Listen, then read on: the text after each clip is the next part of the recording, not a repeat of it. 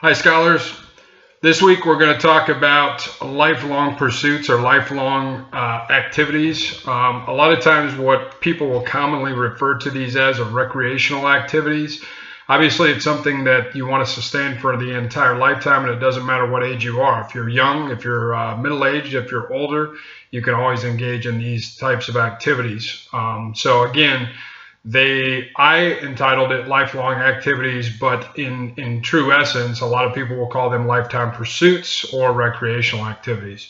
Really, the first thing I want to help you out with is regard to what exactly they do for us.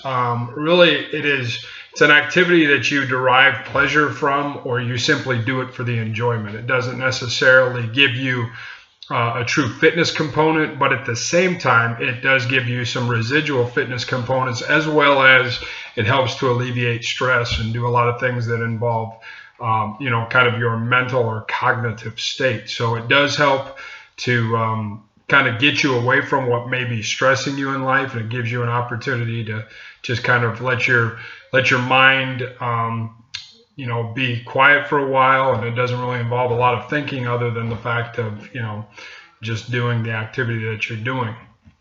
When we look at these types of activities, we generally look at things like, for instance, and I have quite a list of them. Golf is one, tennis is another, but then you also look at outdoor pursuits. So you have fishing, you have hunting, you have hiking, you have boating and sailing, which obviously being in the area that we are in Charleston, a lot of people are into recreational boating or recreational sailing or things like this. You can get into camping, you can get into hiking, going to national parks or state parks, or county parks, different things like that. You may also have a group that combines many of the activities. So you could go on a camping trip and obviously do hiking, or do something that people call orienteering, which is a geographic course that's set up for people to do, where they actually find map points on the ground, and then each specific map point will direct them to another map point. And usually, you have anywhere from 5 to 10 to 12 map points that you get, and then you have a finish line. So it's kind of a unique way that people get out and are able to get into the outdoors, into the woods and places like that, and do something called orienteering. Back in my home state of Iowa, we have something known as a RAGBRAI, which is the Register, or the Des Moines Register's great bike ride across the state. So every third week of July, people will, for an entire week, from Sunday to Sunday, they will bike from one side of the state to the other, and it's really just a big cycling party, so to say. So it starts on the Missouri River on the western side of the state on Sunday. It has a specific type of map or way that they go. In some years they go the northern route, and some they go the central route, and some they go the southern route. So it starts on a Sunday at the Missouri River, and they ride east the entire week. So they'll ride so many miles per day, and then they'll stay either at a campsite, or they'll stay at host families' homes, things like this.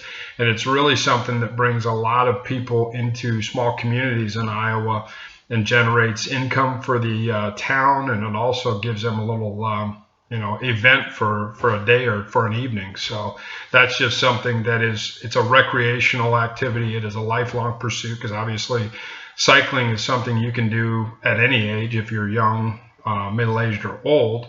So it really doesn't matter. In fact, what you see is people who typically will use this week of each year, each third week of July, that they'll take their vacation time on. And a lot of people will do it with teams, where there may be a team bus, but there'll be, a dozen or so riders that are riding together as a team. So, and it's not necessarily something that's done for a prize, although some people want to be that first person from the from the Missouri River on the western side of the state to the Mississippi River on the eastern side of the state. So it's kind of cool, but that's just something that would be thought of as a lifetime pursuit. So really, in summary, looking back, lifetime pursuits are something that we do for simply the pure enjoyment or pleasure of the activity. They can range anywhere from being outdoors to being in an indoor facility. They can have rules specific like golf or tennis, to not having any rules where you just are hiking, in a national park, say. With that being said, again, it may involve equipment. It may not involve equipment. It may involve a lot of equipment. It may involve, very little equipment.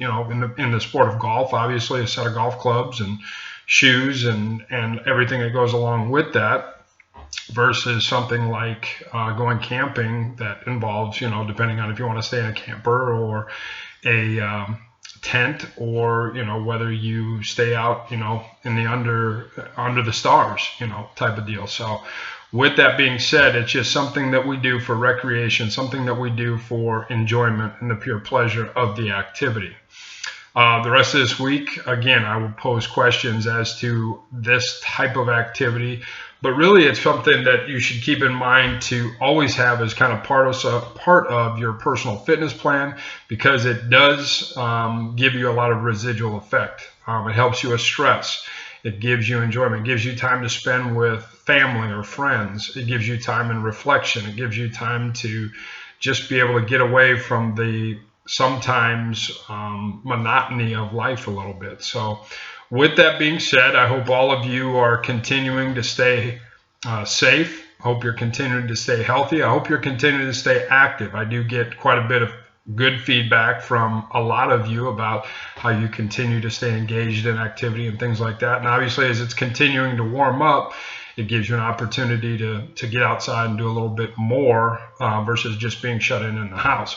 I think within the next few weeks, we'll probably see, with some of the restrictions being lifted, maybe beaches and parks and places like that are going to be open more to folks. So it gives us an opportunity to do that. But at the same time, as I said before, I hope you're continuing to stay safe and practicing social distancing and doing all the things that we have been advised to do.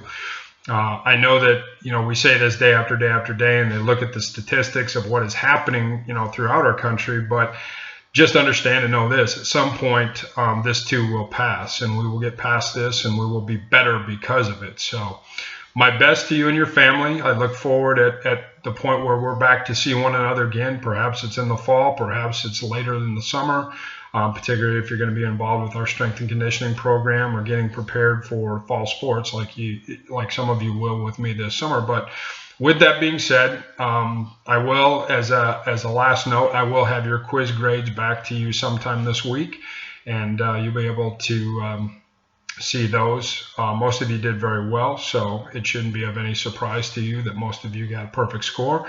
But at the same time, I would expect that because you did have the material there in front of you. So for now, I hope that all of you, again, are safe, are healthy, and my best to you and your families. And as always, be great.